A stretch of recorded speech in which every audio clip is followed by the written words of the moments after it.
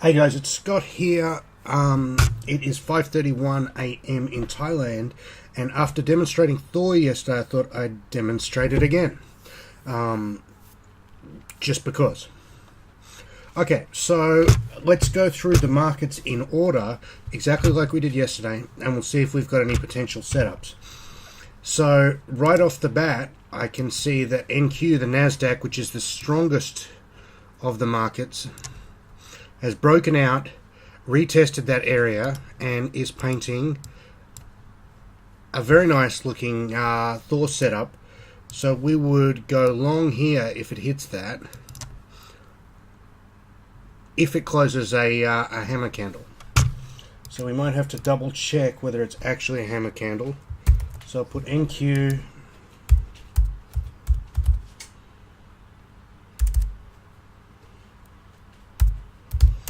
Okay, I'll fill out my spreadsheet now, and I'll show you me filling out my spreadsheet. So we put down here NQ, it's 06, here's 7027.25 plus 1 tick, which is 7027.5. And the low is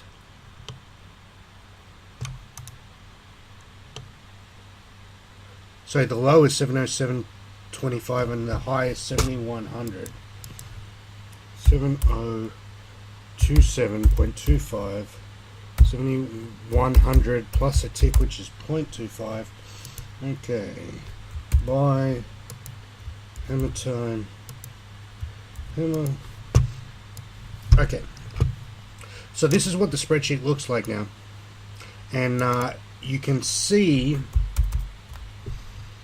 that we have 2.51 contracts at 292 pip stop value.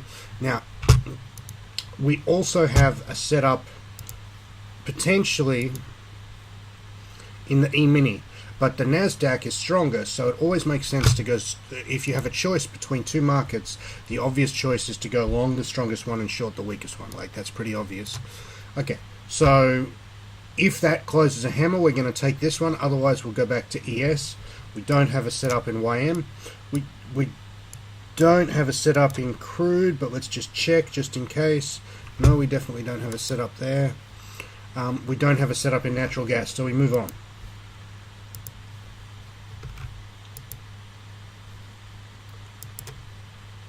So let's look at the bonds next, and cannot be a setup, cannot be a setup, cannot be a setup, cannot be a setup. Okay, so the bonds, we're done, nothing to do. Let's look at the beans and the grains. So we do the same thing at the same time every day, and this helps us. Okay, ZW looked like it might survive yesterday. We're long here. We are wiped out now. So I need to check my broker platform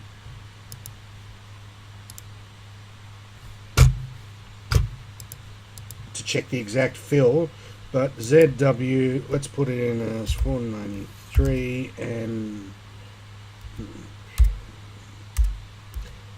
483, and we have a negative 1R loss. I'll fill that in properly now, but for now we've got a placeholder that tells us that we've lost money. Now, corn is not a setup, but you can see we used the vol skip exemption, which we discussed yesterday, to skip this trade, which would have been a loser. So that trade saved us 1R. So we then notice that, and it's easy to do while you notice it, is go to the discretion column and find ZW and ZC and say we saved a 1R loss. So I put that in the discretion column, so you can see our discretion is still quite good. So we've made 4.4R from our discretion this year. Okay, ZL, ZM, and ZS cannot possibly be setups. So let's move on. Let's look at the metals. Now, if you'll recall yesterday, we had setups in gold, palladium, and copper, and we elected not to take gold, which, in retrospect, gold has worked reasonably well, but it was the most unappealing setup. Sometimes that happens. Okay, how did palladium go? We got a fill. We have a sign of weakness. That one still looks okay. So we have a fill here. We are in this trade. Platinum wasn't quite a setup yesterday. That would have worked. Copper. We got an entry here. So we are short copper. I've already filled in my trade spreadsheet. The fill I got was 31 to 60. And silver, we have no setup. So we have no new setups. We just have to note that the setups that we have were filled. Let's move on to the last bit of our work for today.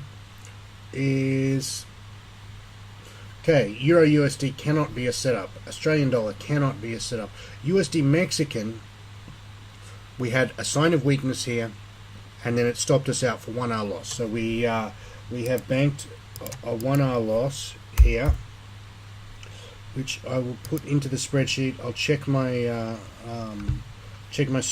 trade spreadsheets later, but for now I'll just put it in as assuming no slippage. So you can see we've whacked in another 1 hour loss. So the way that typically trend following works is that you get a string of winners and you get a string of losers. That's just the way it works. The trending periods are much shorter than sideways periods, and that's fundamental.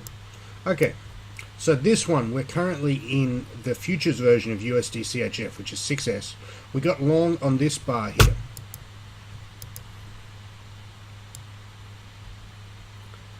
Now, we hit 1.2R here, so we moved our stop to break even. So our stop is currently here. Now let's check if the stop has been hit. I've already checked. So the high is 94.19 and the low is 94.24. So we didn't quite hit the stop and we survived, and this trade looks pretty good right now. The Bollingers are pointing up. Looks like a confirmed bottom is in. We have ourselves a nice trade here.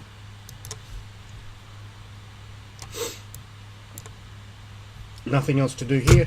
Okay, so our daily trading day is done, and we have one set up for today in the NQ, and we have to take that for 2.5 contracts, 2.51. So we'd probably round that down to 2 contracts, even